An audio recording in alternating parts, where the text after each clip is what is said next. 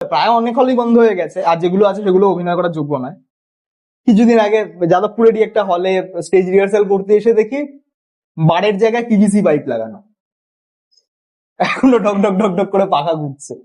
এরকম একটা পরিস্থিতিতে থিয়েটার অন্তত করা যায়। তাই যদি আমি একাডেমির কথা বলি, একাডেমিতে যারা নাটক দেখায় রেগুলার অভ্যস্ত তারা জানে 2021 থেকে একটা দিকের ছাদ ভেঙে ঝুলছে, সেখানে নেট লাগানো, এবং এত বছর আজ 2025-এ দাঁড়িয়ে কথা বলছি এখনো সে নেটটা সরানো হয়নি।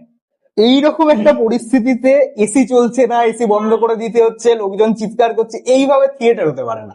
হবে। এপ্রিল মাসে একটা নাটক দেখতে গেছিলাম, একটা বড় বিশাল মাপের প্রোডাকশন,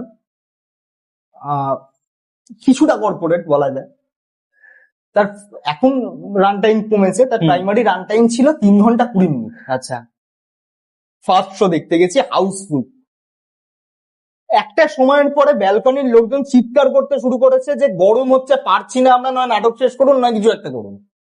যদি এইরকম একটা পরিস্থিতি তৈরি হয়, আমি কোনো ভবিষ্যৎ দেখতে মানে এটাকে আমরাই দর্শককে শিখিয়ে দিয়েছি যে আপনাদেরকে এসিতে বসে থিয়েটারটা দেখতে হবে। এখন প্রশ্ন হচ্ছে দর্শক কারা?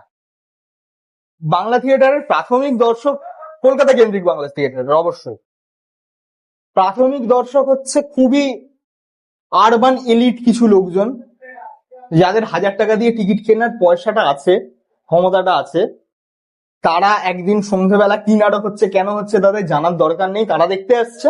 আর না হলে একদম 100 টাকা দিয়ে টিকিট কাটা লোকজন, যারা ব্যালকনির লাস্ট রোতে বসবে তারা।